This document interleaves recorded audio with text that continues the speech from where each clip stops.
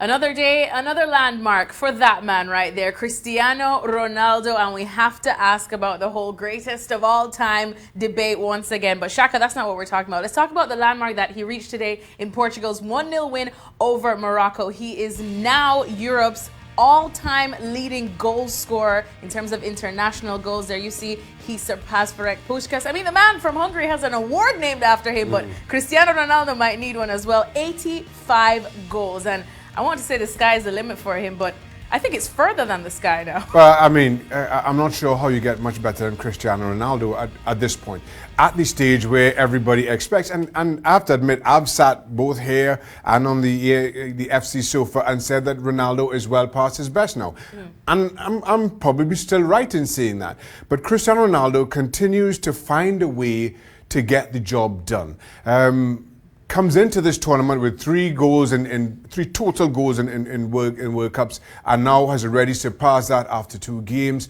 Portugal are all but assured going through to the next round, and given the support that he continues to get from everybody else between him and Rui Patricio, suggests that Portugal may go on a little run just yet. I don't think their favourites still aren't. They'll take some beating, but with Ronaldo in this form, and not just the form that Ronaldo's in. And the most impressive thing about Cristiano Ronaldo for me that we've seen, not just in this tournament, but similarly in the Euros, despite all his histrionics, despite all his remonstrations, particularly with his teammates at Real Madrid, he comes into a Portugal team that doesn't have the stars. Players don't have the pay packets that his teammates have at Real Madrid, and you see none of that.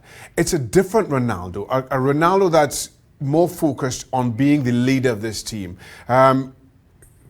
Epitomized no more so than in the Euro final, where he had to come off because he was injured and stood at the sideline and was almost the assistant coach. Now you're seeing him doing it on the field and also contributing in terms of his continued goal scoring. It really is something to behold. And again, because I have sat here and criticized him, and to see this side of him, I didn't think he had it in him.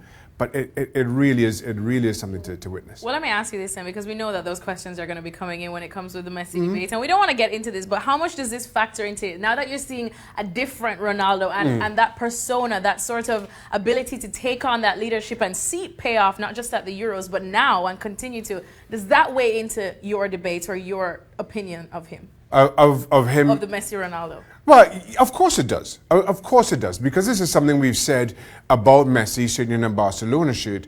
And then you kind of compare and contrast Messi in an Argentina shirt. And the stark difference is the roles played in the supporting casts.